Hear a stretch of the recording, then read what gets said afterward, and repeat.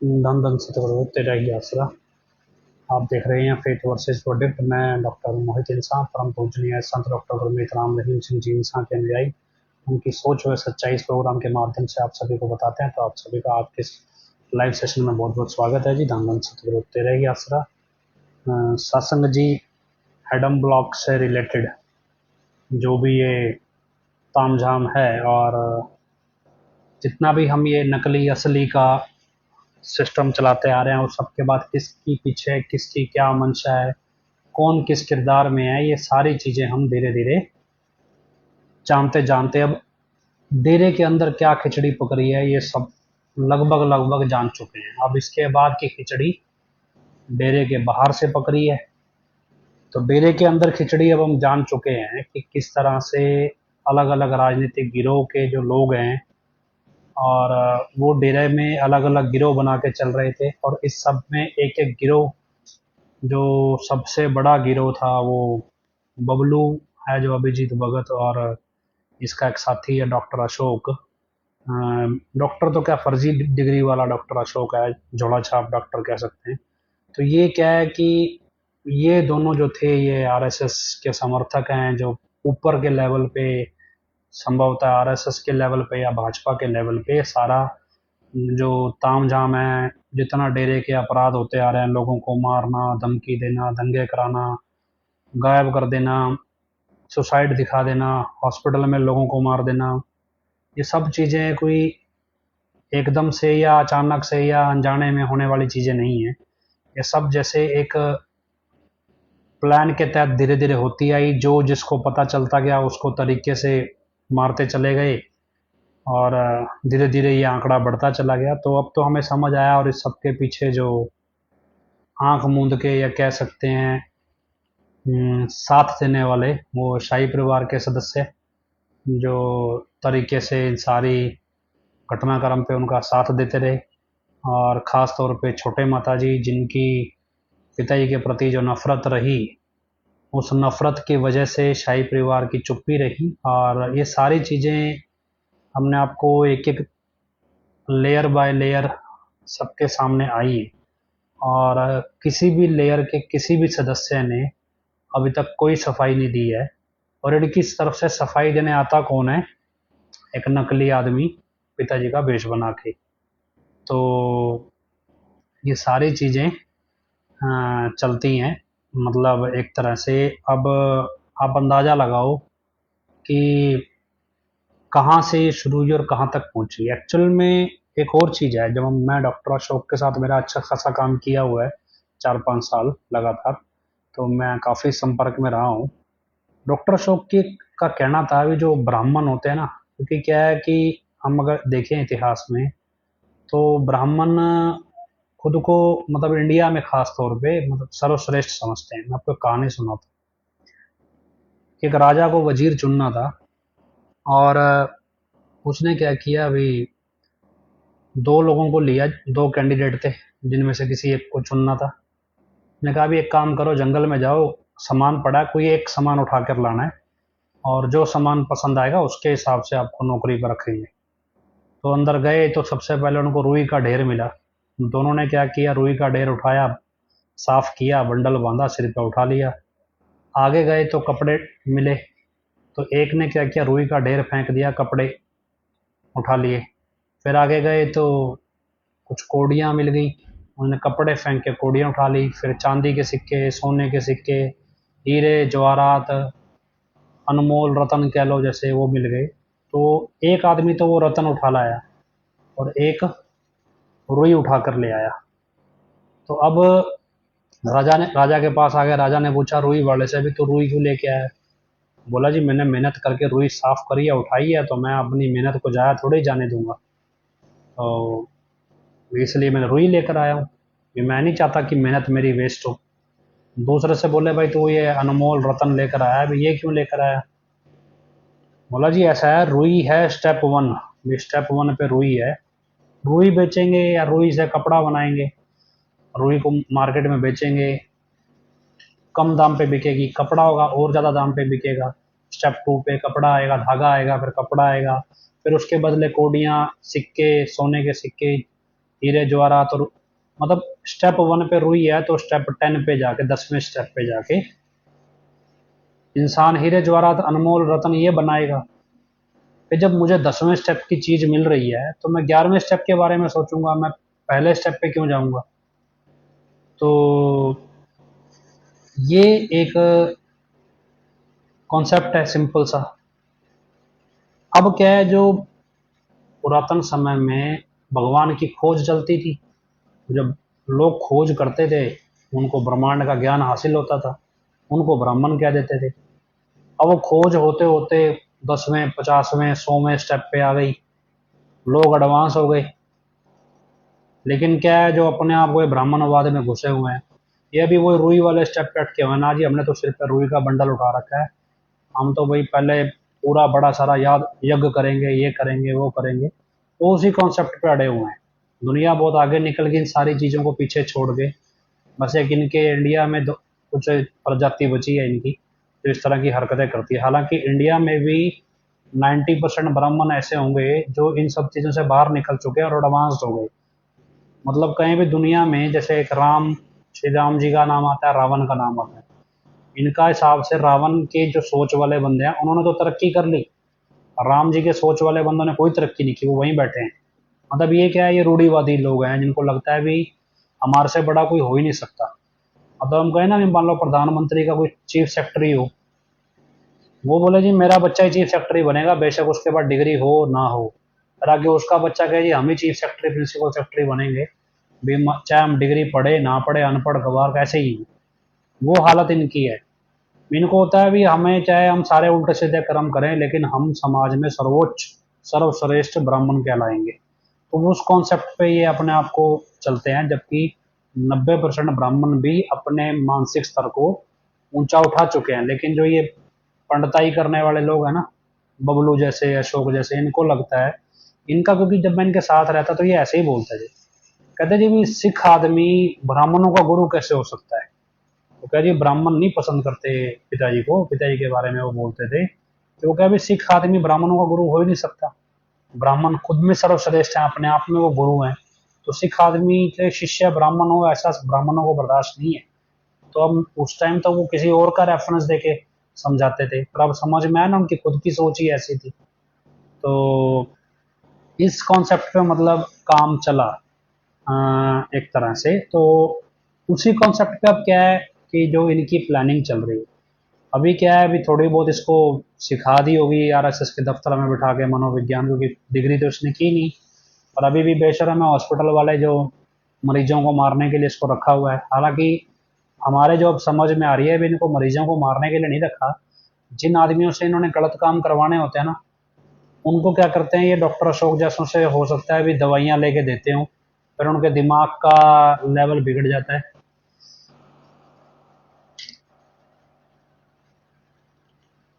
हाँ, ये भी कहते हैं भी, लिख रहे हैं भी अग्रवाल जो है वो पंडित के बिना शादी नहीं करते।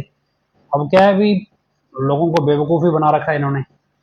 अगर हम सही मायने में देखो, जब हम तो डेरे से जुड़े, हम तो ये पंडिताई वाले चक्कर में है नहीं, लेकिन लोगों को बेवकूफ़ बनाया इन्होंने ही है।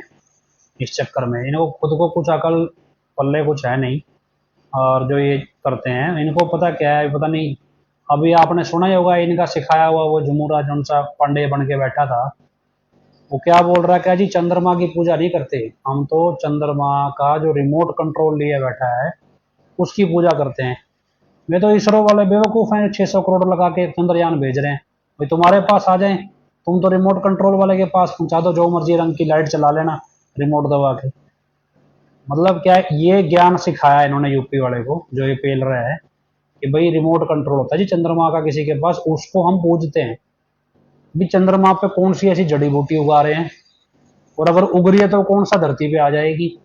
तो पहली बात तो आप लगा लो भी अभी तो पहुंचे हैं और वहां से वापस आने का कोई तरीका नहीं है। मान लो चंद्रयान जो सा गया है, एक टाइम के बाद उसकी बैटरी ईंधन जो भी उसमें है, चलो सोलर से चलता होगा, तो एक टाइम के बाद वो भी एक्सपायर हो जाएगी। 6 महीने, साल, 2 साल, 3 साल, जितने साल चलेगी, वापस तो धरती पे नहीं आएगा वो वहां से। उसके पास कौन सा वहां पे रॉकेट है जो पकड़ के फिर से धरती पे आ जाएगा। तो क्या है अभी वहां पे कुछ मर्जी हो, उसका नीचे धरती पे बैठे बंदे को क्या फायदा है।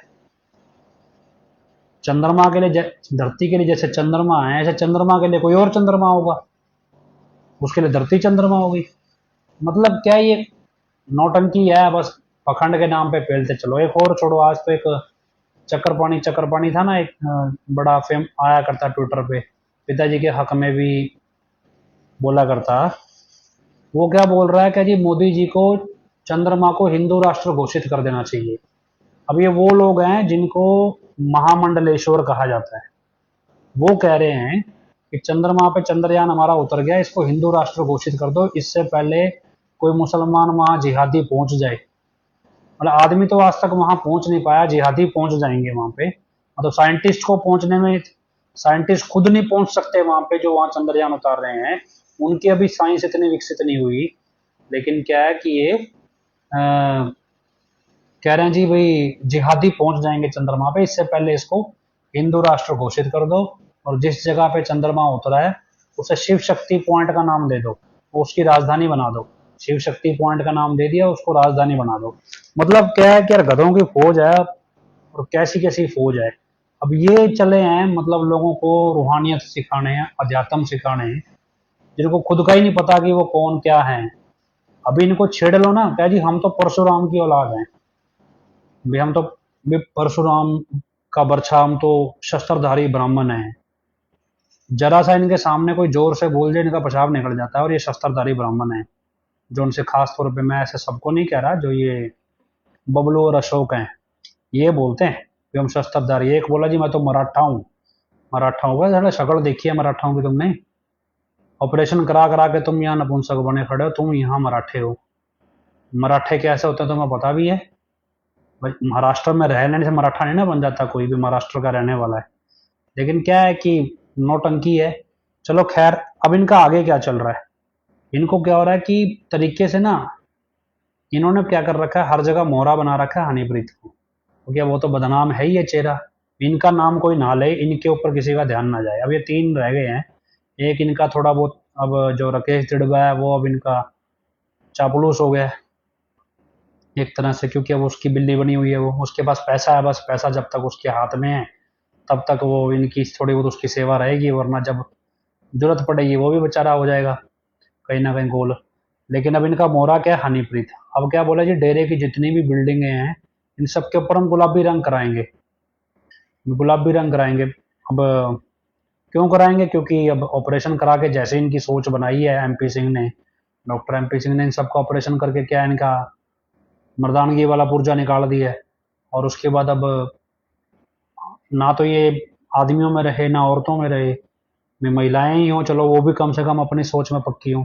अब ना तो इनको आदमियों वाली सोच ही आती है ना औरतों वाली आती है, अब ये अजीब ही सोच आती है। बोला जी गुलाबी रंग करेंगे। अब पिताजी ने क्या कर रखा है, डेरे की जैसे चार दीवारी है तो उस पर जाली वाली, आपने देखा हो मोर बना होता है, जाली वाली एक दीवार होती है सीमेंट की जाली, वो उसकी दीवार बनाते थे। अभी बोला जी ये सारी दीवारें हटाओ, हम तो जी ईंट की बनाएंगे, उस पर गुलाबी रंग मारेंगे। मतलब क्या है, समझ नहीं आ रहा क्या करना चाहते हैं क्या नहीं। हालांकि देखो कॉन्सेप्ट तो यही है इनका। अब इनको लगता है भी डेरे के अब नाम चर्चा घर भी हथियाले तरीके से वो कौन सा केंद्र बना दिया है, अभी ये वाला केंद्र बन जाएगा। और अब उसमें क्या है, अभी टटियागढ़ गांव पे पिताजी रंग रोगन कच्ची दीवारों पे करना दिखाते हैं गुलाबी रंग का, भी वो वाला करेंगे जी। अब क्या है, नमूने 15-20 साल के लड़के भर्ती कर रखे हैं, वो लगे होते हैं जी हम तो ये करेंगे। तो मतलब अब अगर गुलाबी रंग कर रहे हो तो क्या तुम ये मानते हो भी ये सारे नाम चर्चा कर जो डेरे हैं ये टटियागढ़ गांव की तरह गंदे थे, भी क्या ये मानते हो? तभी इनके ऊपर गुलाबी रंग करना पड़ रहा है। तो खैर जो भी है, तो क्या है पता नहीं, बाकी हमें तो किस दिमाग में, लेकिन अब कॉन्सेप्ट यही है कि जो भी, जितना देखो इनके जितने भी ऊपर इनके जो मास्टरमाइंड बने फिरते हैं, उनका ये कहना है कि डेरे की एग्जिस्टेंस को ही हम खत्म कर देंगे। डेरा कैसे एग्जिस्ट करता है इन सबको हम खत्म कर देंगे, और कुछ नहीं, मतलब डेरे को लोग भूल ही जाएंगे। तो उस तरह से ये सारा हो जाएगा। अब हालांकि इनको चलो इनके कॉन्सेप्ट पे काम करने दो, पर कुछ चीजें जो हम अपने नजरिए से देख रहे हैं, वो कहना भी इनका, जैसे वो पिताजी कहते ना, वो फर्जी आईडी बनाई थी गुलाबो नाम की, तो वो गुलाबो वाला काम हो गया इनका। अब ये सरपंच बने घूम रहे हैं सारे के सारे, तो खैर देखो, इनको कितना ही जलील कर लो, कितना बेशरम हैं ये, कुछ ही ढीठ हैं। इनको जो करना है वो करना ही है, जैसा इनको इनकी क्या नाम है, डीएनए के सेल इनके जैसे बने हुए हैं यूपी वाले के हिसाब से।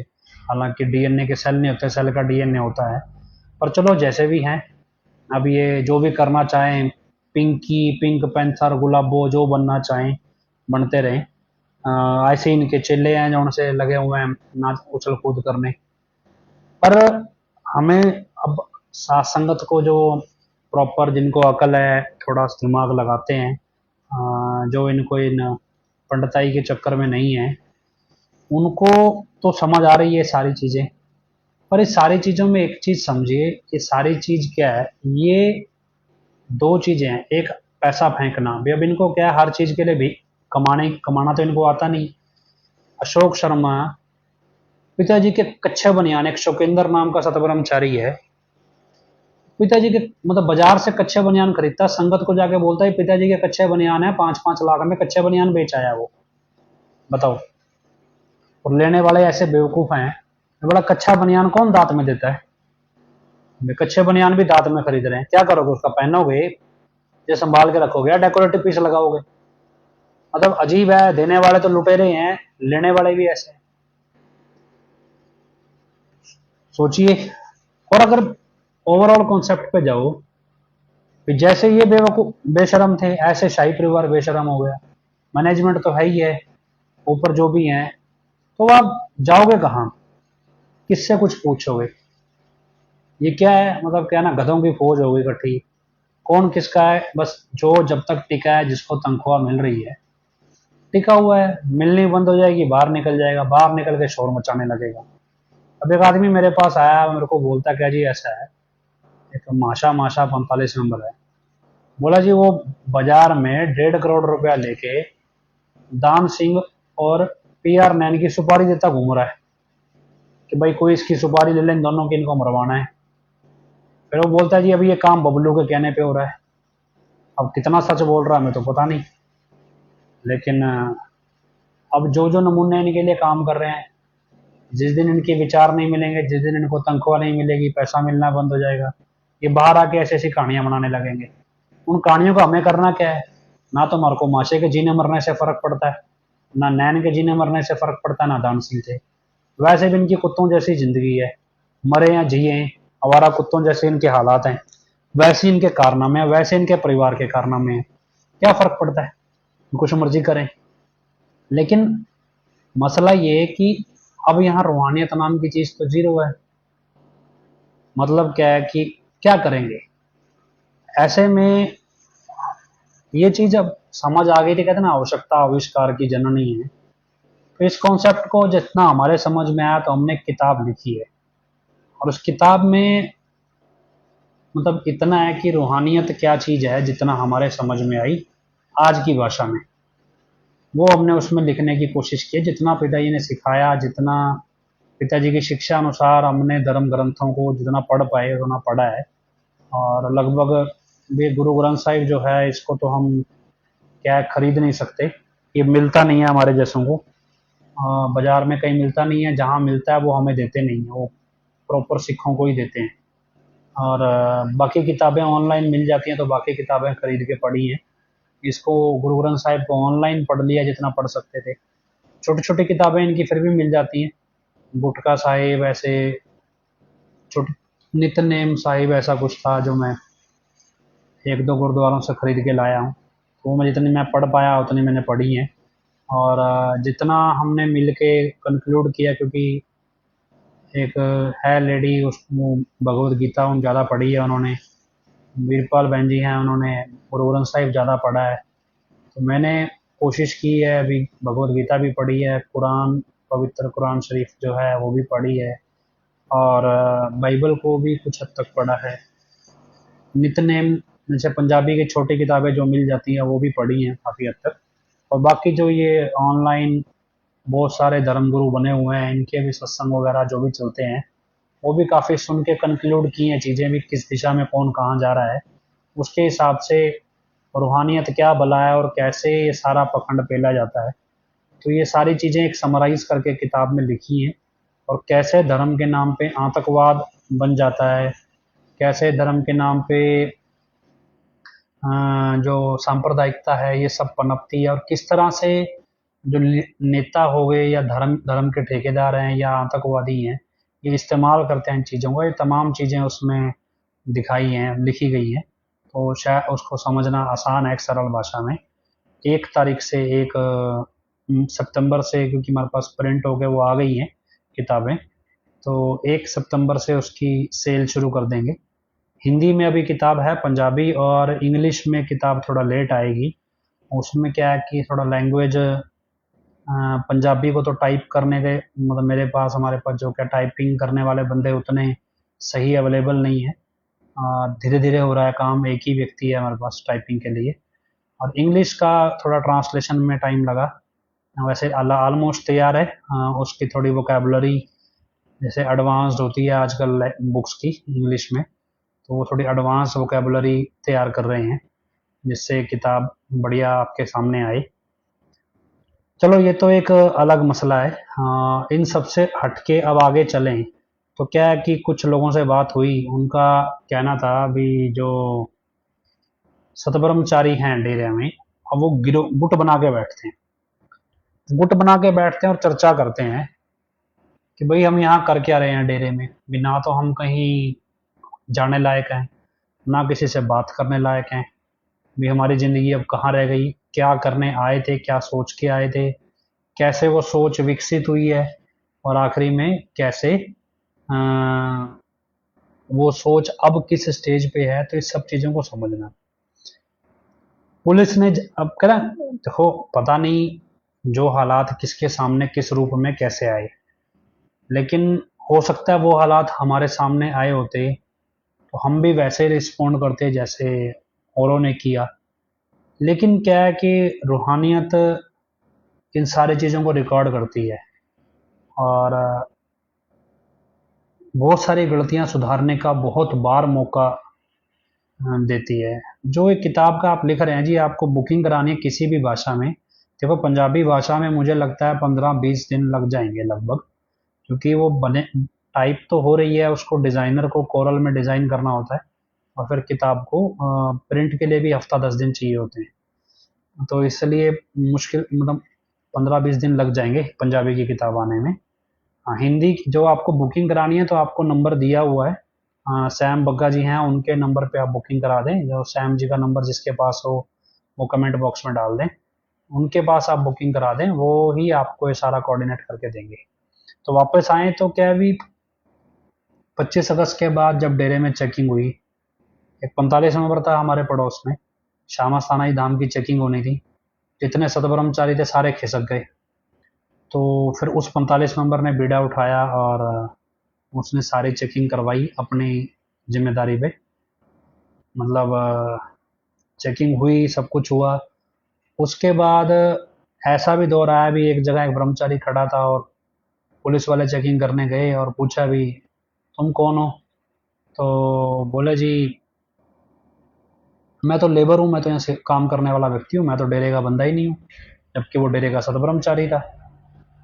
उस समय लोग डरे भी बहुत हुए थे, लेकिन क्या जब हम इतिहास पढ़ते हैं तो इस डर को रूहानियत में किस तरह से ओवरकम करना है, यही रूहानियत में सिखाया गया। यही रूहानियत में सिखाया गया भी डर कैसे इसको ओवरकम करना है, इसको दूर करना है। एक किस्सा आता है भी, एक बार कहते हैं भी मुगल जो थे या अफगान थे, वो सिखों को ढूंढ ढूंढ के मारते थे। और ऐसे ही वो किसी के घर पे गए तो वहाँ 15 एक साल का बच्चा था, वो सिख था, अमृतधारी सिख कह लो।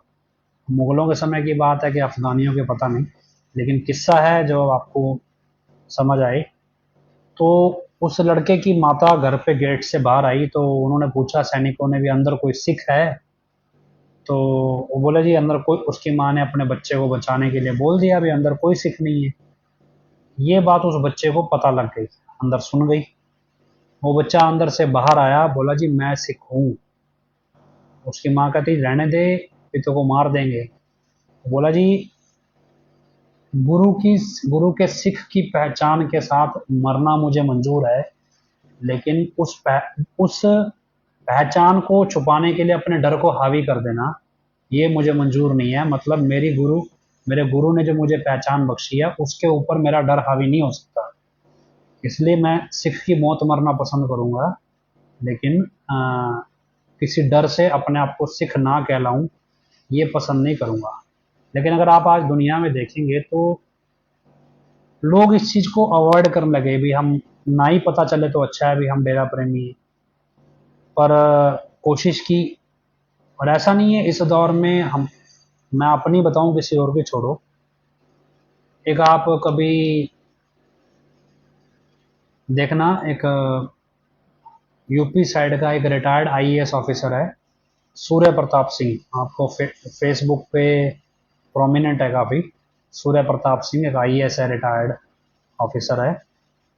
उनसे मिलना हुआ हमारा 2017 या 2018 के शुरुआत में, 2018 की शुरुआत थी शायद। तो उनके पास गए, किसी काम से था, गए तो बात चल पड़ी। बात चलते चलते हम इस चीज़ को छुपा के रखना चाहते थे भी इनको पता ना चले भी हम डेरा प्रेमी है। और लेकिन वो हमारी बातों से भांप गए। उन्होंने हमारे से पूछा, कहते भी तुम डेरा प्रेमी हो? हमने कहा जी। तो मेरे साथ एक और था, हमने कहा जी हाँ हैं। कहते तुम्हें क्या लगता है तुम्हारा गुरु सच्चा है? हमने कहा जी बिल्कुल लगता है। कहते फिर इस चीज़ को छुपा क्यों रहे हो? तो क्योंकि मीडिया में ट्रोल बहुत हुआ था, मतलब इस चीज़ को छुपा क्यों रहे हो? कहते तुम्हारा गुरु सच्चा है, ये बात कोर्ट में दलील देने से लोग नहीं मानेंगे। तुम कितने विश्वास के साथ ये बात दुनिया को बोलते हो, उस विश्वास पे लोग विश्वास करते हैं। क्योंकि कोर्ट के अंदर से तो मुलजिम भी बरी हो जाते हैं पैसे देके। आज तो कोर्ट में तो आप छोड़ो, निचली कोर्ट से लेकर सुप्रीम कोर्ट तक पैसे देके बड़े बड़े अपराधी भी बरी हो जाते हैं। दुनिया विश्वास करेगी आपके विश्वास के ऊपर भी। आप कितने विश्वास से ये बात कहते हो कि आपका गुरु निर्दोष है, तो दुनिया विश्वास करेगी। अब ये चीज़, क्योंकि हमने कौन सा रूहानियत में तरक्की की थी या कुछ जानकारी ली थी, लेकिन एक व्यवहारिक चीज़ थी जो उन्होंने सिखाई। और उस दिन के बाद हमने सोच लिया भी हम कभी इस पहचान से पीछे नहीं भागेंगे कि हम डेरा प्रेमी हैं और हमारा गुरु निर्दोष है। हम ये पहचान रखेंगे, हम उनके शिष्य हैं और यही हमारी पहचान होगी, और कोई पहचान ही नहीं होगी। और अब ये पहचान रखने के लिए हमें खुद अपने आप से सच्चा रहना ज़रूरी है। अगर हम खुद ही झूठे हो जाएंगे तो लोग हमें कहेंगे तुम खुद ही सच्चे नहीं हो, तो फिर लोगों को कैसे बताओगे तुम्हारा गुरु सच्चा है? इसलिए हम खुद अपने व्यवहार में साफ सुथरे होंगे, सच्चे होंगे, तभी हम लोगों को बता पाएंगे।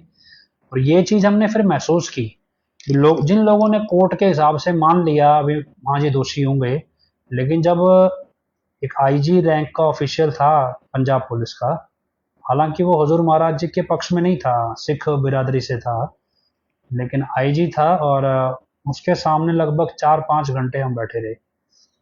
मैं ही लगभग मेरी बातचीत हुई। और उसमें 5 घंटे बाद जब मैं उठा तो वो आईजी मेरे को बोलता है, कहता जी एक बात तो माननी पड़ेगी भी उस डेरे में कुछ तो करामात है, कुछ तो ऐसा है जो हमारे समझ ही नहीं आता।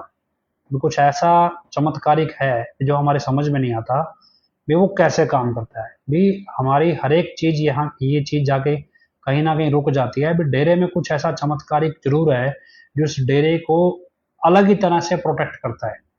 मतलब इतने दुश्मन है डेरे के, लेकिन फिर भी एक अलग तरह की ताकत है जो उस डेरे को प्रोटेक्ट करती है। वो क्या है भी हमें खुद नहीं समझ में आता। लेकिन बतौर मैं मतलब एक ऑफिसर, और जिस तरह से मेरी ड्यूटी है, वो इंटेलिजेंस का आईजी था, पंजाब पुलिस इंटेलिजेंस का। तो हो सकता है अभी भी हो, तो क्योंकि हमारी अभी इतनी उससे कोई बातचीत है नहीं। मतलब ये चीज़ें हमने जब सीखी भी जिस विश्वास के साथ बोलें। लेकिन क्या है कि एडम ब्लॉक ने जिस तरह से चीज़ें संगत को सिखाई भी, आपने बोलना ही नहीं है, आपने कभी पोस्ट नहीं डालनी है, आपने कभी किसी को कुछ कहना ही नहीं है। देखो, इतिहास अच्छाई और बुराई का होता है, और उस अच्छाई और बुराई में किरदार होते हैं। अब बुराई का किरदार मान लो रावण है, कंस है, औरंगजेब है। उनकी जो बुराई है वो बुराई ही लोगों को दिखाई जाती है भी ये बुराई होती है। रामचंद्र जी हैं, गुरु गोविंद सिंह, श्री कृष्ण जी, गुरु नानक देव, कबीर दास जी, परम पिताजी, हजूर पिताजी, ये सब जो भी हैं इन ये अच्छाई के प्रतीक हैं और ये अच्छाई के किरदार हैं। बुराई के किरदार ने क्या क्या रास्ते अपनाए वो काल के रास्ते हैं, अच्छाई के किरदार ने क्या क्या रास्ते अपनाए वो दयाल के रास्ते हैं। इन्हीं दोनों चीजों को समझाया जाता है। दुनिया किरदार तो सिर्फ बदनाम होते हैं क्योंकि उनके जरिए सारी बुराई पनपती। लड़ाई तो काल और दयाल की चल रही है, उनमें काल ने अपने किरदार रखे हुए, दयाल ने अपने। अब आप सोचो भी काल के तौर तरीकों से, काल की बुराई के तरीकों से क्या दयाल की लड़ाई लड़ी जा सकती है? काल कहता है भी रिश्वत दे के 2 नंबर में काम करा लो, काल कहता है भी किसी को धोखे से मार दो, काल कहता है भी किसी गवाह को रहने ना दो, धर्म के नाम पे लोगों को लड़ा दो, काल बोलता है भी हर एक बंदे को खरीद लो, उसके बाद जो चाहो उससे करवा लो। अब एडम ब्लॉक बोल रहा है भी काल का ये तरीका है रिश्वत दे के काम कराने का, और हम भी इसी तरीके से हजूर पिताजी की सच्चाई को साबित करेंगे। जज को खरीद लेंगे, पुलिस को खरीद लेंगे, अफसर को खरीद लेंगे। क्या ये सच्चाई का इतिहास होता है? अगर जो इस उम्मीद में बैठे हैं भी काल के तरीकों से हम इस तरह से सच्चाई की जीत हासिल कर लेंगे, संभव ही नहीं है।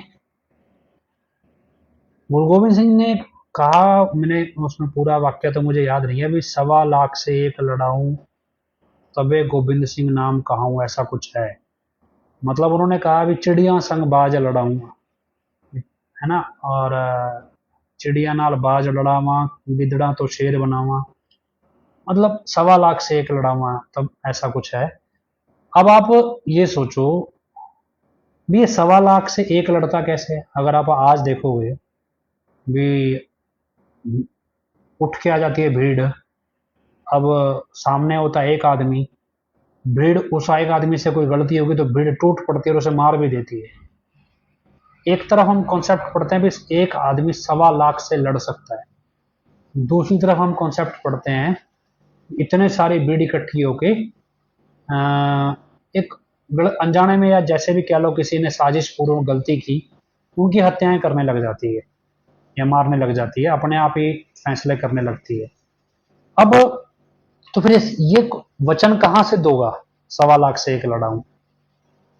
ये वचन ऐसा नहीं है कि ये सिद्ध नहीं होता, और हालांकि 1.25 से एक लड़ाऊं तो 350 साल पहले चल रहा था, आज तो वो 1.25 करोड़ पहुंच गया होगा। कैसे? मान लो आपको लकड़ी का गुटका मिला, लकड़ मिली पेड़ से, उस लकड़ी के गुटके से क्या कुछ बनाया जा सकता है? पहिया भी बनाया जा सकता है, उसको तीखा करके हथियार भी बनाया जा सकता है, उससे कोई भी चीज, पेंसिल भी बनती है, बहुत सारी चीजें लकड़ी से बन जाती हैं, फिर उसका कागज भी बनता है आगे चल के, और बहुत कुछ बनता है, स्याही भी बन जाती है, और भी लकड़ी से कोयला बनता है।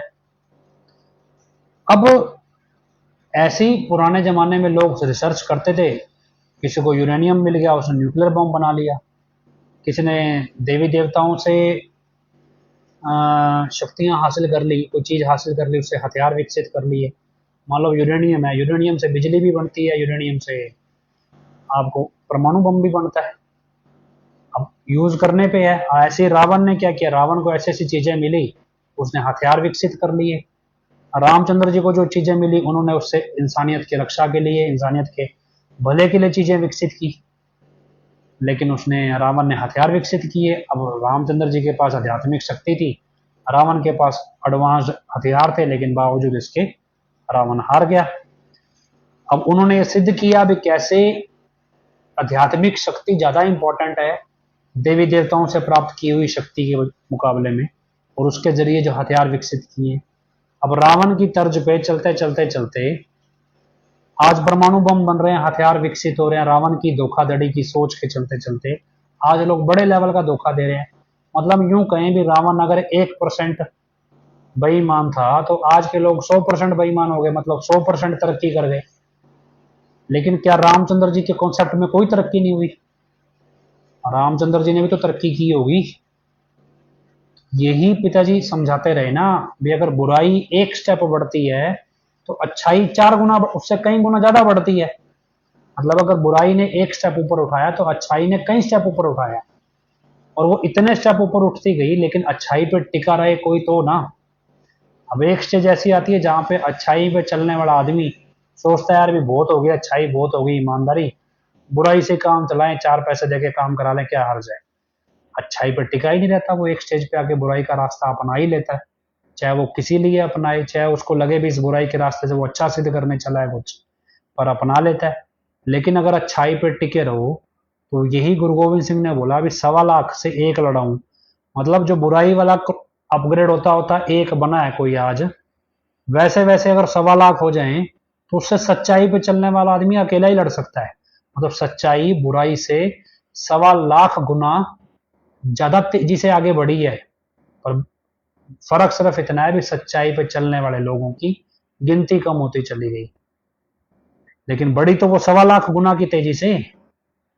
तो यही चीज कहें भी गुरु गोविंद सिंह ने बोला भी 1.25 से 1 लड़ाऊं। और अगर आप पूरे इतिहास को पढ़ेंगे, तो एक भाग कौर लेडी है, माता भाग कौर एक लेडी है सिख इतिहास में, उसने सारी लड़ाइयों में लगभग भाग लिया गुरु गोविंद सिंह के साथ, सिखों के साथ, उसे खरोंच भी नहीं आई पूरी। और उसके बाद बाकी सब चलो शहीद हो गए, लेकिन उन सब में कहीं ना कहीं ये दिखाया जाता है भी जंग लड़ी, उन्होंने, गुरु जी ने कुछ कहा, उन्होंने अपनी मर्जी भी कहीं ना कहीं चलाई। लेकिन जो माता भाग कौर का इतिहास आता है, उसमें उन्होंने कभी अपनी मर्जी नहीं चलाई, उन्होंने सिर्फ और सिर्फ गुरु गोविंद सिंह के हिसाब से कार्य किया, और वो अंत तक गुरु गोविंद सिंह के साथ बनी रही। और ये कह लो भी एकमात्र ऐसे भक्त है 5 प्यारों के अलावा जिसका एक स्मारक बना हुआ है। गुरु गोविंद सिंह के समय में 5 प्यारों के स्मारक बनते हैं, गुरुद्वारे जैसे कह देते हैं। तो एकमात्र उनकी भक्त है माता भाग कौर, माई भागो कह देते हैं, माई माता को ही बोलते हैं, भाग कौर ऐसे भागो बोलते हैं। वो एकमात्र उनका तीर्थ स्थान कहते हैं वो बना है, और लोग उस तीर्थ पे जाते हैं। कर्नाटका के अंदर कहीं बना हुआ है उनका तीर्थ स्थान। तो आप सोचो भी गुरु गोविंद सिंह के समय में एकमात्र वो शिष्य उनकी ऐसी थी जो 1.25 से 1 लड़ने के लिए सक्षम, 1.25 से लड़ने के लिए अकेली सक्षम थी। तो आज तो 1.25 करोड़ हो गया होगा, लेकिन क्या है कि आप काल क्या बोलता है भी एक को भी नहीं रहने देंगे। तो उस कॉन्सेप्ट पे, सच्चाई पे बरकरार रखना है। ऐसा नहीं है कि हमारे सामने सिचुएशन नहीं आई, ऐसी बहुत सारी सिचुएशन आई जहां हमें भी लगता था यार ये 4 बदमाश हैं, भी 4 गुंडों को पैसे देके उनको पिटवा देते हैं, मरवा देते हैं, बला टलेगी। लेकिन फिर यही सोचते थे भी अगर हमें भी यही रास्ता अपनाना है, तो फिर एडम ब्लॉक में और हमारे में क्या फ़र्क है। और उसके बाद ये रास्ता आत्मरक्षा में तो अपनाया जा सकता है, लेकिन किसी पे हमला करने के लिए नहीं अपनाया जा सकता इस तरह से। तो आत्मरक्षा में करेंगे, जब जहाँ जहाँ नौबत आती है वहाँ वहाँ ऐसे काम करने भी पड़ते हैं। एक बार ऐसा ही था, इन्होंने कुछ लोगों को हमारे पीछे जैसे लगा देते हैं। अब मान लो मैं घर से निकलता हूँ, तो क्या हमारे आस पड़ोसी हैं, वो फटाफट एडम ब्लॉक को फ़ोन मारते हैं, जी निकल गया, गाड़ी स्टार्ट हो गई, जा रहा है, इतने बजे निकला। जो चाहे जितने यहाँ पे पहरेदार बने हुए हैं, सब एडम ब्लॉक के इन्फॉर्मर बैठे हैं। और क्या है भी गाड़ी स्टार्ट होने से लेके, निकलने से लेके वापस घुसने तक सारी सूचना है। और अब तो आईपी कैमरे लगा दिए हैं जो एडम ब्लॉक के सामने सीधा स्क्रीन पे ही दिखा देगा कि कब घर से निकल रहे हैं और कब घर वापस जा रहे हैं। लेकिन क्या है कि अब इस कॉन्सेप्ट पे क्या है भी वो तो इन्फॉर्म कर देते हैं। उसके बाद क्या होता है, एडम ब्लॉक आगे रेकी करने वाले, पीछा करने वाले लोगों को फोन करता है भी लग जाओ, गाड़ी पीछे लगा लो, ये सब कर लो। अब मतलब उनकी तो क्या मंशा रहती है, कभी वारदात करने की भी रहती होगी। जैसा भी है वो तो मालिक है, अपने साथ कुछ होने नहीं देता। बाकी जितना सतर्क हम भी अपनी तरफ से रहते हैं। तो ऐसे ही एक बार कुछ ज़्यादा ही समझदार थे, कुछ कह लो या भोले वाले थे, जो पीछा करते रहे हमारा, पीछा करते करते सिरसा से लगे चंडीगढ़ तक पहुंच गए। तो पता तो चल ही गया था, वहां पे पुलिस वाले कुछ जानकार थे, हमने बोला जरा इनकी गाड़ी रुकवाना, तो उन्होंने रुकवा ली। अब रुकवा के थाने ले गए, 2-4 जब लगे तो बोला जी हम तो फलाने ब्लॉक के हैं, हमारी तो सेवा लगी थी जी इस गाड़ी के पीछे पीछे रहना है। मतलब ऐसे तो नमूने ये पीछे लगाते हैं, हमारी सेवा लगी थी जिनके पीछे पीछे रहना है। फिर ये लगभग 6-7 महीने थोड़े चुप रहे कि नहीं कुछ गाड़ियां भेजी। अब ये फिर शुरू हो गए हैं इन दिनों दोबारा से, क्योंकि अब क्या है, इनके असली गुर्गे जो हैं ये पंडिताई करने वाले दो, अभिजीत भगत और भगत तो कांड सा है, अभी अभिजीत राक्षसी कहो। और अभिजीत क्या है थोड़ा अभी जीतना तो क्या मुश्किल है इसको। यहाँ पे 2 मारो रोने लग जाता था ये, अपने आप को बनता है मराठा। और एक इनका वो फर्जी डॉक्टर, 2 लगे हैं ये अपने आप को 30 मार खां बनने। हम हैं जी परशुराम के वंशज। भाई तुम अपना डीएनए चेक करा लो, परशुराम के नहीं निकलोगे, गंगू के ही निकलोगे पक्का। चलो जैसे भी हैं, बनते अपने घर में तो कुत्ता भी शेर होता है कह लो, पर क्या है भी लगे रहते हैं। आज का वो कहते भी एक्चुअली क्या है कि 2 लड़के थे कैमरामैन, क्या थे वो पता नहीं, रील बना रहे थे क्या बना रहे थे। अब वो हमारे घर की बालकनी में ड्रोन उड़ाने लगे। मैं तो नहीं था घर पे, लेकिन अब इनको सारी जगह में हमारा ही घर मिला, तो हो सकता है वो अपनी रील बना रहे हों। पर एक तो बच्चा ही था उसमें छोटा, उसको तो कुछ पता ही नहीं था। वो तो जैसे यहाँ वर्कर रखे हुए हैं, उन वर्कर में से किसी का भी लड़का था, हो सकता है उसका इस्तेमाल करके आए हों अंदर दूसरा बंदा। अब कहने को तो 6-6 चौकीदार बैठे हैं यहाँ पे, अब चौकीदार को पता ही नहीं है जी बंदा अंदर जा रहा है। दर्जन भर से ऊपर सीसीटीवी लगे हुए हैं यहाँ पे, उनको नहीं पता। हमारे घर के नीचे चौकीदार बैठा है जस्ट, उसको भी नहीं पता है कि ऊपर उड़ के कोई ड्रोन उड़ा रहा है वो किसी के घरों पे। लेकिन क्या है कि हालांकि कुछ नहीं पता इनकी मंशा क्या है। जब पीआर नैन और दान सिंह जैसों को मारने की सुपारी देते घूम रहे हैं, तो हमारे जैसों की तो क्यों नहीं घूमते होंगे। और इन सबके पीछे सबसे इम्पोर्टेंट आदमी ये ऐसे ऐसे कारनामे करता है ये जगजीत और माशा ही हैं। क्योंकि जितने भी ये पंजाब में बंदे मरवाए या बरगाड़ी कराया है, जगजीत और माशा, ये 2 ही बंदे हैं जो इस तरह के कामों में अब फिलहाल डेरे में वारदात कराने में माहिर हैं। हालांकि ये तो हैं मतलब गुंडागर्दी में वारदात कराने वाले, एक होता है पीठ पीछे छुरा घोप के मारने वाले, वो पंडताई वाले बंदे दोनों हैं।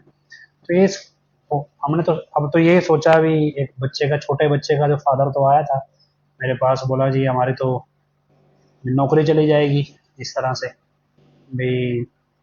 तो फिर इस चक्कर में छोड़ दिया। अभी चलो गरीब आदमी हैं, इनका तो क्या है, तो इस्तेमाल करते हैं। छोटे छोटे बच्चों को पकड़ के क्या लेंगे, इनको तो सेवा के नाम पे भेज दिया होगा।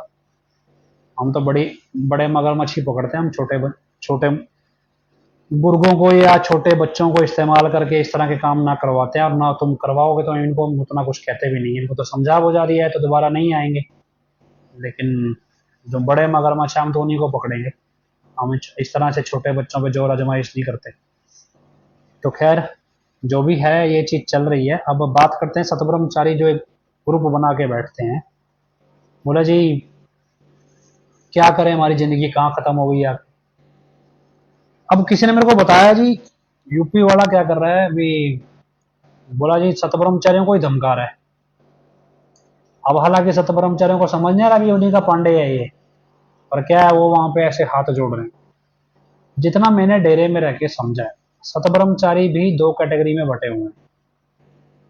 और ये इन्हें पंडिताइयों का काम ही है, जगजीत जैसों का ही। एक है ऊंची जाति वाले सतब्रह्मचारी, गुरु ब्रह्मचारी। ब्रह्मचारी तो हालांकि इनमें से कोई रहा ही होगा, बिरला ही, बाकी सारे व्यभिचारी ही हैं। इनको तो सत व्यभिचारी सेवादार बोलना चाहिए, तो SBS की जगह SVS रखना चाहिए। हालांकि इनको अब एक और नाम दिया सतमस्त सेवादार, पता नहीं क्या बनाया यूपी वाले ने। तो हालांकि तो सारे व्यभिचारी सेवादार हैं। खैर तो अब इनका क्या, कोई कोई है बिरला जो डेरे में क्या कर रखा है भी, एक ऊंची जाति के सतब्रह्मचारी हैं, एक नीची जाति के। ऊंची जाति में जोन से बंदे 2 नंबर का काम करने को तैयार हैं। मतलब 2 नंबर में जैसे मोंटी जैसे हैं, जो 2 नंबर का काम, राजेश फोटोग्राफर जैसे बंदे, ये जो अपने आप को जो ऊंची जाति में बनते हैं, ये क्या है, ये 2 नंबर का काम करने को तैयार है। इनको मिल जाती है चौधराहट।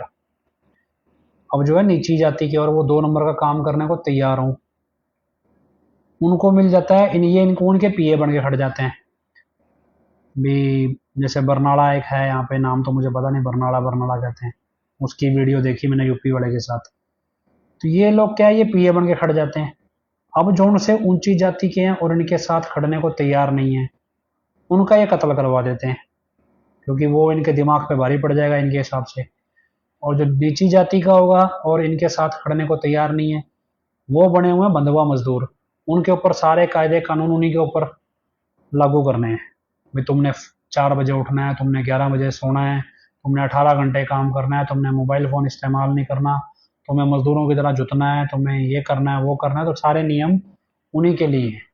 अब उनकी हालत ऐसी है, ना तो वो बाहर जाके काम करने लायक है, ना वो घर जा सकते हैं, ना उनको रूहानियत ही समझ में आई। चौधरा मतलब क्या है, चौधरी बनने की कोशिश करते हैं पर बने कहाँ। तो क्या है, इनका बन रहा है दोस्ताना, कि भाई दोस्ताना है जी, हमारी भाईचारा आपस में बना रहे। थोड़े बहुत तो सत्संगी आते हैं किसी के उसमें, और सतब्रह्मचारी थोड़े बहुत सेवादार आ जाते हैं, वो उनकी थोड़ी रिस्पेक्ट दे देते हैं उनको, डेरे के से साधु हैं। इसके अलावा कुछ नहीं है, मतलब उनको कोई मतलब नहीं गुरु से। उनको मतलब है भी यार, हम इतिहास पढ़ते हैं, 40 दिन 30-40 दिन लगातार एक किले में गुरु गोविंद सिंह और उनके शिष्य बंद हो गए, वो खाने को नहीं मिला कुछ। और 30 एक दिन निकल गए तो शायद कुछ लोग थे उनमें से जिनको एक महासिंह नाम का व्यक्ति लीड करता था, उसने कहा जी गुरु जी हम तो भूखे नहीं रह सकते, हम तो जा रहे हैं छोड़ के, हम तो मरेंगे। उन्होंने कहा भी ऐसा है फिर लिख के दे दो, भी हम तुम्हारे गुरु नहीं, तुम हमारे शिष्य नहीं। उन्होंने दबादब लिख के दे दिया और चले गए तो उसमें से शायद महासिंह की वाइफ थी जो माता बाग कौर है, उसने शस्त्र उठा लिया, भी तुम गुरु को जंग के मैदान में अकेला छोड़ा है। वो खुद जंग में के मैदान में चल पड़ी। वो 40 लोग थे और कहते हैं भी उन 40 लोगों ने प्रायश्चित में जंग में लड़के जान गवाई, इसके बदले में उनको माफी मिली थी, भी जब उन्होंने 40 लोगों ने जान गवा दी। अब यहाँ एक वक्त की रोटी नहीं मिलेगी, इसलिए सतब्रह्मचारी इन सारे गलत कारनामे करने वाले लोगों का साथ दे रहे हैं कि भाई हमें रोटी कौन देगा, अगर हम नहीं साथ देंगे, हम चुपचाप यहाँ नहीं बैठेंगे। अब जो थोड़ा बहुत शोर मचाता है उसको थोड़ी सहूलियत मिल जाती है, मोबाइल फोन मिल जाएगा, शहर में जाके गोलगप्पे खा सकते हो, थोड़ा बहुत आपको पैसा खर्चा पानी मिल जाएगा, कमरे में कूलर लगा के दे देंगे, थोड़ा काम कम करने को मिलेगा। इस लेवल तक तो चल रहा है, ज्यादा शोर मचाओगे तो उठा के बाहर फेंक दिए जाओगे। अब इस कॉन्सेप्ट पे देखो क्या है, एक आदमी जब जुआ खेलने जाता है ना, एक आदमी 10 रुपए का जुआ खेलता है, एक 10 करोड़ का खेलता है। अब जो 10 रुपए का जुआ हारेगा उसका 10 रुपए का नुकसान है, 10 करोड़ का जुआ हारेगा उसका 10 करोड़ का नुकसान है। अब जिसने 10 करोड़ से 100 करोड़ कमाने का सपना देखा, वो 10 करोड़ का नुकसान मतलब होने के लिए तैयार रहे, नहीं तो फिर जीते। जिसने 10 रुपए तक की सोच रखी वो 10 रुपए तक रखे। हम हमारे जैसे लोग हैं, साथ संगत में आम संगत है, हमको क्या है भी यार पिताजी नजदीक से मिल लें, दर्शन हो जाए, यही काफी है। 3-4 महीने में, 6 महीने में, साल में एक बार भी मौका मिल जाए, साल आसानी से टप जाता है। अब लेकिन जब आप, ये तो है 10 रुपए वाला जिंदगी का जुआ, अभी सारा साल में लग के चलो परमार्थ करके कोई प्रोग्राम में चले जाते हैं। अब जो सतब्रह्मचारी है वो 10 करोड़ वाला जुआ खेल रहे हैं जिंदगी के साथ। भैया हमने तो रूहानियत की चरम ऊपर वाली पदवी पे, टॉप पदवी पे पहुंचना है, हम तो अपनी पूरी जिंदगी दाव पे लगाएंगे। सेवादार होता है वो थोड़े कम दिन लगाता है, लेकिन जो सतब्रह्मचारी है वो सबसे ज्यादा अपनी पूरी जिंदगी दाव पे लगाने के लिए आता है। तो जो जितना बड़ा जुआ खेलेगा उसको उतना गंवाने के लिए तैयार भी रहना चाहिए। अब जिसने थोड़ा खेला उसने थोड़ा गवाया, वो फिर थोड़ा थोड़ा खेल के फिर संगत में रल जाएगा। अब जिसने सारा एक साथ लगा दिया, पूरी जिंदगी दाव पे लगा दी, और उस जिंदगी में पापियों का साथ देना शुरू कर दिया, उन्होंने पूरी जिंदगी गवा ली, उसने उस जुए में तो पूरी जिंदगी हार दी। कहाँ तो पदवी पे टॉप पे पहुंचना था, अब जब टॉप पदवी का सपना देखा, उस हिसाब से जिंदगी चुनी, तो उस हिसाब से रूहानियत पालनी भी थी, लेकिन वो तो पाली नहीं। अब गवाया भी, फिर जो जितना पुण्य कमाया जा सकता था इस तरह की जिंदगी में, उतना पाप भी तो कमाया। लोगों को ये यकीन दिलाया भी हम डेरे के साधु हैं, जो हम बोल रहे हैं वो सच है, और उस सच में एक पखंडी पांडे जैसे बंदे को आपने गुरु बना के प्रस्तुत कर दिया और यकीन दिला रहे हो लोगों को भी इसको गुरु मान लो। भी फिर ये पाप नहीं है तो क्या है? तो जो जिंदगी दाव पे लगाई थी उसका तो नेगेटिव उल्टा इफेक्ट पड़ गया। कहाँ तो पुण्य कमाने चले थे, कहाँ इतने बड़े बड़े पाप कमा रहे हैं। क्यों? लोगों को साधु के वेश में राक्षसों को गुरु बनवा रहे हो हमारा। तो ये रूहानियत चीज ही ऐसी है, जितना बड़ा दाव, जितने बड़े पदवी पे पहुंचना है उतना ज्यादा आपको रूहानियत सीखनी पड़ती है, उतना ज्यादा आपको अपने आप से लड़ना पड़ता है। दुनिया से नहीं लड़ना पड़ता, अपने आप से ही लड़ना होता है। तो अब इन हालातों में सतब्रह्मचारी बोल रहे हैं अभी यार अब हम जाएं तो जाएं, कि तुम किसके सामने बेचारे बन रहे हो? जिनके सामने तुम बेचारे बन रहे हो वो तो तुम्हारे ही सिखाए हुए हैं, तुम्हारे गुलाम, तुम्हारी चापलूसी करके भक्ति हासिल करने की सोच रहे हैं। और जिनके सामने अपनी इज्जत दिखा रहे हो वो पाप कमा रहे हैं। मतलब जिस संगत के सामने तुम इज्जत बनाने की कोशिश करते हो अपने आप को बेचारा दिखा के, वो तो तुम्हारे हिसाब से तुम्हारे जैसों को देख के पाप के भागीदार बन रहे हैं। तो जो खुद पाप के रास्ते चल पड़े उनके सामने इज्जत बना के क्या लोगे? एक उदाहरण देते हैं भी, एक लड़की थी, उसने किसी लॉ कॉलेज में टॉप किया और टॉप करने के बाद इनाम देने के लिए इंडिया का चीफ जस्टिस फंक्शन में आता है, उसको इनाम देने के लिए भी इसने टॉप किया है। उस समय चीफ जस्टिस रंजन गोगोई था। अब रंजन गोगोई के ऊपर यौन शोषण का आरोप था, तो उस लड़की ने कहा भी ऐसे व्यक्ति से इनाम लेना तो मेरी शान के खिलाफ है। उसने उस चीफ जस्टिस से इनाम लेने से मना कर दिया। ये होती है अनख गैरत, स्वाभिमान। भी चीफ जस्टिस जो मौके का अफसर पूरे देश में सबसे बड़ा जज है, वो आपको इनाम देने आया, लेकिन उसके चरित्र पे दाग है।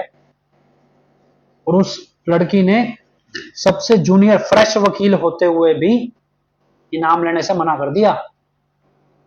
और अब यहां भी जी ये बबलू जैसे पापी बैठे हैं यहाँ पे, राकेश जड़वा जैसे, हनीप्रीत जैसे, इनके सामने हमारी इज्जत बनी रहे।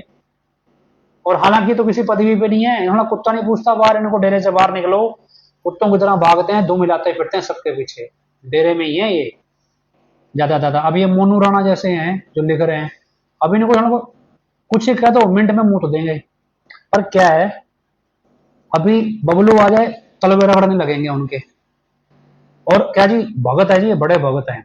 करना क्या है, पैसे इकट्ठे करके लाना है जी, मांग के लाना है। क्यों? इनकी रोटी पानी नहीं चल रही। मतलब बाहर निकल जाएंगे, नाम लिखेंगे मोनू राणा, काम क्या कर रहे हैं, एडम ब्लॉक के लिए भीख मांग के लाके दे रहे हैं, ये जी प्रमाण तुम्हारा मटर पनीर काजू कतली चलता रहना चाहिए।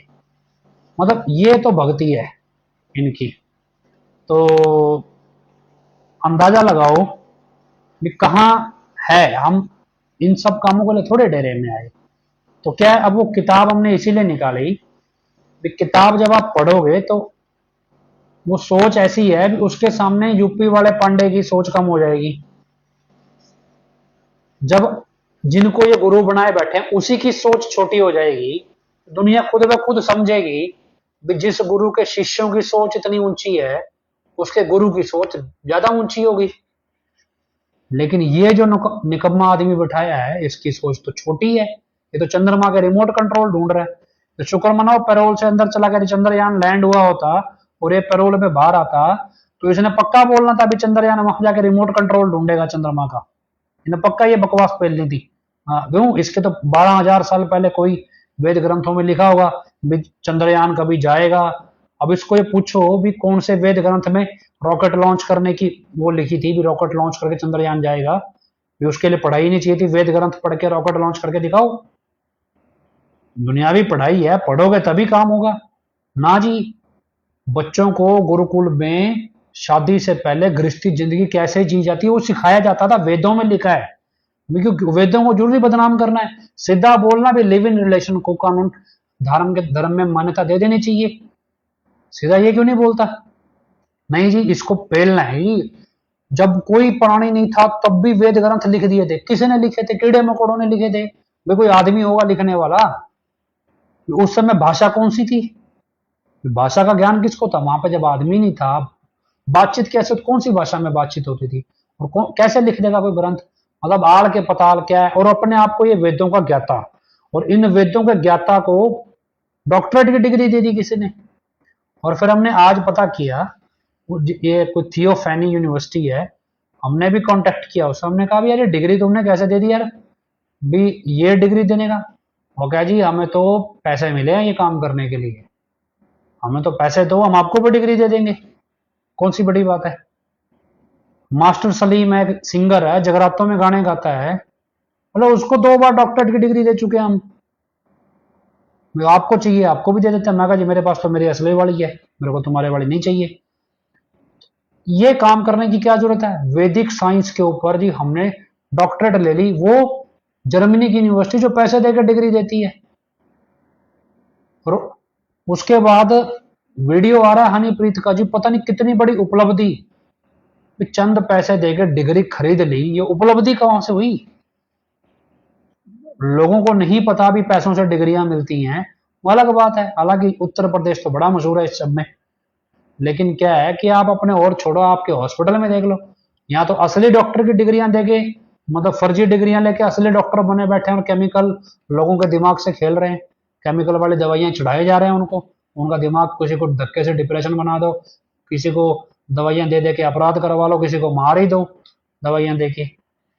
यहाँ तो ये चल रहा है। और उसके बाद मेरा ही ऑडिट किया हुआ, किसी और का नहीं किया हुआ, हॉस्पिटल के स्टाफ का मेरा ही ऑडिट किया है। आधे से ज्यादा नर्सें फर्जी हैं, 90% टेक्नीशियनों के पास डिग्री नहीं है टेक्नीशियन की।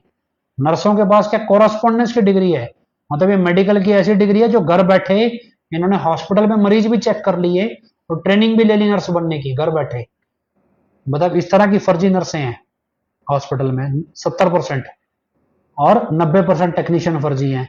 फर्जी फोटोशॉप से डिग्रियां बना बना लिए बैठे हैं।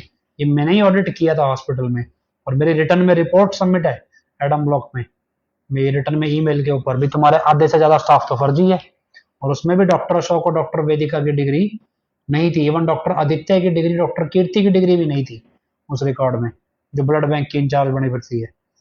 तो क्या ये तो हालात है? अभी तुम क्या कौन सी चीज सिखा रहे हो?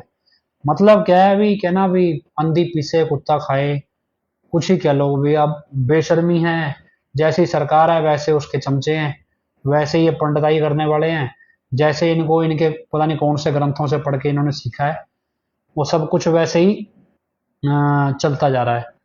कहाँ किसको क्या समझाना है इनको खुद नहीं पता है, करना क्या। इनको इतना पता है भी, एक सिंपल सी भाषा में ना, आप कभी गुरु ग्रंथ साहिब पढ़ लो, आप कभी भगवत गीता पढ़ लो, आप कभी कुरान शरीफ पढ़ लो, पवित्र बाइबल पढ़ लो, इन सारी चीजों में आपको रूहानियत मिल जाएगी। लेकिन क्या है, आपको एक नई तरह का धर्म प्रचार है। एक फिल्म आई है ओ माई गॉड, हालांकि मैंने देखी नहीं है, सिर्फ उसके रिव्यू सुने हैं। आज की डेट में जो अश्लीलता है ना, अश्लीलता को धर्म की चाशनी में डुबो दो और उसको निकाल के बोलो ये भाई धर्म का मुरब्बा है, तो लोग पता क्या बोलते हैं, भाई साहब ताली बजाते हैं, अभी देखो जी एजुकेशन दे रहे हैं। ये हालत हो रही है भी। क्या है, धर्म की चाशनी में अश्लीलता को डुबो दो। आप यूपी वाले का प्रोग्राम सुनो, वो आपको आदमी और औरत के रिश्तों के अंदर धर्म घुसा रहा है और उसके हिसाब से बता रहा है कि आदमी औरत का आत्मिक प्यार है। ये आत्मिक प्यार तो हकीकी इश्क आत्मा और परमात्मा में होता है। आत्मा और आत्मा में हकीकी इश्क कौन सा होता है? ये कौन सी रूहानियत, कौन से ग्रंथ में पढ़ के आया है? अब ये पक्के जुप्पी, अभी ये पक्के सिरसे वाले ना लिखा करो, पक्के जमूरे वाले लिखो तुम, क्योंकि तुम्हारा गुरु तो वो जमूरा पांडे है। तुम लिखो पक्के पांडे वाले, सिरसे वाले ना लिखा करो। तो खैर, अब इनको क्या अश्लीलता डुबो के देनी है। यही चीज आप जितने भी है तथाकथित हिंदू धर्म प्रचारक बनते हैं, आप इन्हें किसी प्रचार में सुन लो, इनको क्या है भी देवी देवताओं के जो किसकी कौन पत्नी है और किस पत्नी का किस पति से कैसा रिश्ता है, ये कहानियां सुनाएंगे। एक्चुअल में उनको रूहानियत नहीं सिखानी, उनको अश्लीलता को धर्म की चाशनी में डुबो के देना है। यही ओ माई गॉड फिल्म के रिव्यू में मैंने सुना, यही काम वहां हुआ है, यही काम धर्म प्रचारक कर रहे हैं, और यही काम ये जुप्पी वाला पांडे जो जुप्पी वाला बन के बैठा है वो ये काम कर रहा है। क्यों आज इंडिया के जो लोग खास तौर पे जो अपने आप को जबरदस्ती के हिंदू बनाते हैं ना, इनकी एक्चुअली डिमांड तो अश्लीलता है, लेकिन बस उनको धर्म की चाशनी में डुबो के दे दो। फिर ये कहते हैं देखो जी हम तो अश्लीलता नहीं सीख रहे हैं, हम धर्म प्रचार सीख रहे हैं। मतलब ये इस तरह से बोलते हैं उस चीज को। तो उस कॉन्सेप्ट को आप समझो ये किस दिशा में है और कैसे है। तो यही चीज ये सिखा रहे हैं, इनको पता है। जबकि दुनिया इस सबसे ऊपर उठ चुकी, तभी लोगों ने इस रूढ़िवादी सोच को छोड़ दिया। एक टाइम था श्री राम जी का पूरी पृथ्वी पे राज था, पूरी पृथ्वी पे ये जो सूर्यवंशी राजपूत होते थे श्री राम जी, पूरी पृथ्वी पे इन्हीं का राज था। तो फिर लोगों ने ये रूढ़िवादी सोच छोड़ क्यों दी? क्योंकि इनको सिर्फ और सिर्फ अश्लीलता ही चाहिए। इनको बस उस तरीके से सिखा दो कि कौन से देवता की पत्नी क्या करती थी, कौन से पत्नी ने किस पति को क्या बोला, किसका कैसे इस्तेमाल किया, कौन किससे पैदा हुआ, कौन किससे मरा। ये कहानियां बना बना के इनको सिखानी है। और यही आड़ के पता लिया क्या सिखा रहा है जी। गुरुकुल के अंदर गृहस्थी आश्रम होता था, वहां पे शादी से पहले प्रैक्टिकल कराया जाता था कि गृहस्थी जिंदगी कैसे जीनी है। कहना क्या चाह रहा है भी, गुरुकुल के अंदर बच्चों को व्यभिचारी बनाया जाता था। मतलब ये चीज सिखा रहा हूं किस नाम से? वेद ग्रंथों के नाम से। वेद ग्रंथों के नाम से सिखा रहा है ये। और क्या जी, उसके ऊपर इसको डॉक्टरेट दी जा रही है। और कौन करा रहा है ये? जो अपने आप को तथाकथित हिंदुओं के रक्षक आरएसएस वाले, वो मतलब हिंदू धर्म के नाम पे लोगों को। अभी वैलेंटाइन डे पे इन्हीं के चेले घूमते हैं डंडे लेके, बजरंग दल वाले, कि भाई वैलेंटाइन डे पे तुमने लड़का लड़की इकट्ठे नहीं बैठ सकते। और ये सिखा रहे हैं भी नहीं, करो ये काम करो, लेकिन गृहस्थ आश्रम गुरुकुल के नाम पे कर लो। मतलब चाशनी में डुबो दो ना धर्म की। उस कॉन्सेप्ट पे आपको धर्म परोसा जाता है। तो यही चीज क्या है, जब आप अब सिख धर्म में क्या गुरबाणी पढ़ते हैं, गुरबाणी में तो जितना मर्जी उसका अर्थ निकाल लो, जितना मर्जी इलेबोरेट करो, ये चीज तो घुस ही नहीं सकती। तो इसमें क्या, इसमें भी अलग अलग प्रचारक हैं। अभी एक मिस यूनिवर्स कोई लड़की बनी इंडिया की, वो कुदरती वो पंजाब की थी। अब क्या मिस यूनिवर्स बनते हैं तो वो उनका अलग अलग ड्रेसिंग सेंस होता है। और वो ड्रेसिंग सेंस में कच्चा बनियान में भी ड्रेसिंग सेंस बना देते हैं वो। अब उसमें एक धर्म प्रचारक बोल रहा है, देखो जी ये ड्रेसिंग सेंस भी देखो, ये देखने वाली चीज है। क्यों? एक्चुअल में वो कोई धर्म प्रचार, फिर वो कह रहा ना जी, तो आज की मॉडर्न जिंदगी आपको देखना पड़ेगा, सीखना पड़ेगा। मसलन वो धर्म प्रचार नहीं कर रहा है, उसको पता है भी लोगों की डिमांड है ये धर्म के नाम पे अश्लीलता परोस दी जाए। और वो जबरदस्ती सिक्खी के नाम पे परोस भी रहा है उस अश्लीलता को। अब लोग विरोध कर रहे हैं, लेकिन जो चटकारे वाले लोग हैं उनको सुनना पसंद है। मैंने ना जी, ये तो ज्ञान एजुकेशन है। जैसे ओ माय गॉड फिल्म में एजुकेशन दी जा रही है, भी इस तरह से ये भी मान लो गृहस्थ आश्रम के नाम पे आपको एजुकेशन पेल रहा है, वेदों के नाम पे। ऐसे बहुत सारे हैं जो पेल रहे हैं जी। ब्रह्मा जी किससे पैदा हुए? वो फलाने से पैदा हुए, उसकी लड़की से उसका विवाह हो गया, उसने जबरदस्ती कर लिया, उससे फलाने पैदा हो गए, ये पैदा हो गए। ये सब नौटंकी लगी हुई है। मतलब इंसान कौन है, किस लिए आया, उसे करना क्या है, कोई मतलब नहीं। ऊपर जो कहानी चल रही है अभी, उसकी कहानियां सुन लो। ये कहानियां सुनने से थोड़ी भक्ति बन जाएगी, भक्ति तो करने से भक्ति बनेगी। तो खैर ये सारी चीजें हैं, लेकिन क्या है, इनको ये इसमें फायदा क्या है, करना क्या है इनको? जो ये पंडिताई सिखाते हैं, खुद गलत काम करने हैं, लेकिन उस गलत काम में लोगों को सिखा रहे हैं तुम भी कर लो, पर धर्म का लिबास ओढ़ के करो, ऐसे मत करो। उसमें ये जायज है, धर्म के लिबास के बिना करोगे तो नाजायज है। बस ये फर्क है। तो ये सारी चीजें हमने कोशिश की है अभी किताब में। रूहानियत जितनी हमें समझ में आई उतनी हमने उसमें कोशिश किया, ताकि ये जो घटिया सोच हिंदू धर्म के वेद ग्रंथों के नाम पे पहली जाए। पिताजी कह रहे थे कि वेद ग्रंथों का अनमोल ज्ञान लोगों के सामने परोसेंगे।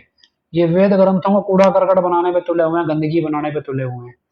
पिताजी वेद ग्रंथों का ज्ञान का भी जो बिल्कुल पुरातन ज्ञान है, भी कैसे चीजें इवॉल्व हुई, कैसे साइंस डेवलप हुई, और उस समय की साइंस कितनी एडवांस थी, और आज की साइंस कैसे कमजोर पड़ी, और आज वो साइंस उतनी एडवांस क्यों नहीं पहुंच पा रही। तमाम चीजें पिताजी कहते हैं हम दिखाएंगे फिल्मों के जरिए। लेकिन ये कुछ और ही दिखा रहा है। ये बोला ये फिल्मों की जरूरत ही नहीं है, हम तो भाई यही पढ़ लेंगे। फिर ऊपर से दावे करता है, मैं तो जी पिछली 3 पैरोल से दावे कर रहा, अगली बार मैं परमानेंट आऊंगा, ये मेरा वचन है। और संत का वचन पलटता नहीं, फिर अगली बार टेम्परेरी हो जाता है, फिर वचन पेल देता है मैं परमानेंट आऊंगा। इस बार फिर पेल के गया कि मैं परमानेंट आऊंगा, 1 महीने बाद आऊंगा, कभी कहता 2 महीने, कोई कह रहा 2 महीने बाद आऊंगा, कभी कहता 4 महीने बाद आऊंगा। अभी एक यूपी में बंदा हमने भी प्लांट किया, वो बोलता जी 30 दिन ये रहा, तो 30 में से 25 दिन इसने कार्यक्रम किया, और 25 के 25 दिन आते सार सबसे पहले एक ही बात पूछता था कि भाई कोई यहाँ ऐसा तो नहीं है भी जो मेरे को नकली समझता हो तो बता दो। क्यों? अगर गलती से किसी ने हाँ कर दी, उठा के बाहर फेंक देंगे। यही होगा। मतलब जितने दिन उसने प्रोग्राम किया उतने दिन उसने आके ये बात बोली भी कोई बंदा भाई मेरे को नकली समझता हो तो बता देना, भी मैं अभी कह रहा हूं। भाई इसको क्यों कहना पड़ रहा है कि मैं असली हूं, असली हूं, असली हूं? अब एक टीचर आपके आए क्लास लेने, आगे बोले भाई मैं ही तुम्हारा टीचर हूं, मैं ही टीचर रहूंगा। अगले दिन फिर क्लास लेने आए, भाई मैं ही टीचर हूं, मैं ही टीचर रहूंगा। अगले दिन फिर क्लास लेने आए। बोले तेरे को टीचर मान कौन नहीं रहा? जिसके सामने तू ये बोल रहा है वो तो तेरे को टीचर मान रहे हैं। जिसके सामने तू ये सफाई दे रहा है वो तो तेरे को गुरु मान रहे हैं। सफाई किसको दे रहा है? चोर होगा ना, चोर बार बार बोले मैं चोर नहीं हूं, मैं चोर नहीं हूं, मैं पागल आदमी बोले मैं पागल नहीं। वो हाल इसका है, मैं नकली नहीं हूं, मैं नकली नहीं हूं, मैं असली हूं, मैं ही गुरु था, हूं, रहूंगा। तो खुद को नहीं पता अभी कब जाके बबलू उसके पिछवाड़े पे लात मारेगा, भी निकल यहां से, तेरा काम खत्म। नहीं, फिर भी मैं ही रहूंगा, मैं ही रहूंगा, लगे हुए हैं। तो क्या है कि इन चीजों से अब ऊपर उठें। जब दुनिया को पता लगे कि डेरे की, हजूर पिताजी की संगत की सोच इतनी ऊंची है, तो गुरु जी की सोच कितनी ऊंची होगी, इसके साथ हम आगे बढ़े, बजाय ये जिससे अपने आप ही इनके सारे नौटंकी ड्रामे की सोच खत्म हो जाएगी और रूहानियत इन पंडिताई से करोड़ों गुना आगे चल रही है। और इनको रूही का ढेर लेके घूमने दो, इससे हमें कोई फर्क नहीं पड़ता। प्रॉपर्टी है, जिस दिन सच सामने आएगा दो दो कान पे मार के प्रॉपर्टी वापस ले लेंगे। पैसा है, पिताजी कहते थे बेटा यूं चुटकी बजाएं और सारी धरती हीरे की कर दें। तो माया तो वैसे संतों के चरणों में होती है, तो माया तो संत पे वैसे नहीं हावी होती। फिर पैसे का लेके करेंगे क्या? जिनके ऊपर राज करना वो इनके मुंह पे थूकते भी नहीं। तो खैर, कूद लेने दो। अल्टीमेटली करना क्या है? एमपी सिंह ने जुगाड़ पाड़ दिया, बाल बच्चे तो पैदा कर नहीं सकता बबलू। कमा के किसके लिए रखेगा? अपनी भतीजी के लिए, अपने परिवार के लिए, जिनका कब पटाखा बोल जाए पता नहीं। किसके लिए कमा रहा है? ऐश प्रस्ती करने के लिए। आरएसएस वालों के सामने महान बनने की कोशिश कर रहा है। करे मिलेगा क्या? काम नहीं निकला, उन्होंने जूत मार देने। ये धंधे हैं और कुछ नहीं है। तो खैर, हम चाह रहे हैं भी सारे जितने भी ये नौटंकी है ना, इस सबसे ऊंचा उठो। इस सोच अब बहुत यूपी वाले की, एडम ब्लॉक की और तमाम मैनेजमेंट के जितने नौटंकी हैं, इनकी सोच बहुत गिरी हुई है, छोटी रह गई। अपने गुरु की सोच को हम पकड़ेंगे, उठेंगे। जो सच्ची शिक्षा चला रहे हैं उसमें भी झूठी शिक्षा फैल रहे हैं। बोले ना जी हम तो सच्ची शिक्षा खरीदेंगे, तुम्हारी किताब क्यों खरीदेंगे? उसमें सच तो लिख लो। सच्ची शिक्षा में जब झूठी पेलना है, उसमें सच्ची शिक्षा नाम रखने से क्या हो जाएगा, जब उसमें पेलना ही तुम्हें झूठ है। तो जो सच्ची शिक्षा में हमारे गुरु की शिक्षा ही नहीं है, उसको ले ही क्यों? हालांकि हमने तो बहुत पहले छोड़ दी। सच कहूं मैं तो नौटंकी ये है कि किसी को यही नहीं पता इसका संपादक कौन है। अब वो संपादक है कि चपड़ासी है, यही किसी को नहीं पता। मुंह में उसके आवाज नहीं है। पत्रकारिता के बारे में एबीसी नहीं पता। पर जो कॉपी पेस्ट करके खबरें, जो खबर आज की है उसको 3 दिन बाद छाप देंगे, और ना कोई पूछना है ना वास्ता है, बस हाँ समोसे बेचने के, समोसे रैप करने के लिए अखबार अच्छा काम आता है, और कुछ नहीं है। लेकिन क्या है, तो रद्दी भी वापस खुद ही ले लेते हैं फ्री में, वो भी बेच के हम ही पैसे कमा लेंगे। तो क्या, कहाँ तक जाओगे, कोई लिमिट नहीं है। तो खैर, हम कोशिश करेंगे भी 1 सितंबर से वो किताब आपके पास अवेलेबल हो जाए, और उसके बाद आप उसको पढ़ें। उस किताब में एक चीज ध्यान रखिएगा, किताब की शुरुआत के अंदर एक सवाल है, उस सवाल का आपको जवाब लिखना है और उसके बाद इस किताब को पढ़ना है। तो इसलिए लिखना है क्योंकि आपको समझ आएगा तभी कि ये सवाल का जवाब जो आपने लिखा है यही आपकी जिंदगी का मकसद है, और वो मकसद है क्या। पढ़ने से पहले आपका मकसद क्या है और पढ़ने के बाद वो मकसद क्या है, इसका कंपैरिजन आपसे समझ आएगा भी क्या किताब से आपने कुछ समझा भी या वैसे टाइम पास है। और अगर आपको किताब पढ़ के लगे भी आप इसमें कुछ इंप्रूवमेंट करवा सकते हैं, कुछ अच्छी चीज ऐड करवा सकते हैं, तो वो भी आप बताएं। हम नेक्स्ट एडिशन कभी निकालेंगे तो, या नेक्स्ट सेकंड एडिशन कभी आएगा तो उसमें हम ऐड करवा सकते हैं।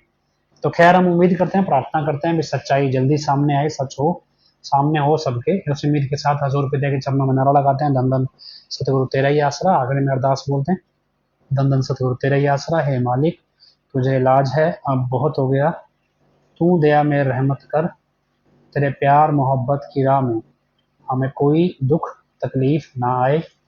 तो ऐसी रहमत बख्श व सबको सुमति दे, किस तरह से देनी है यह तो सब जानता है, जिसको जैसे देनी है वैसे दे, वो तेरी मर्जी। धन धन सतगुरु तेरे।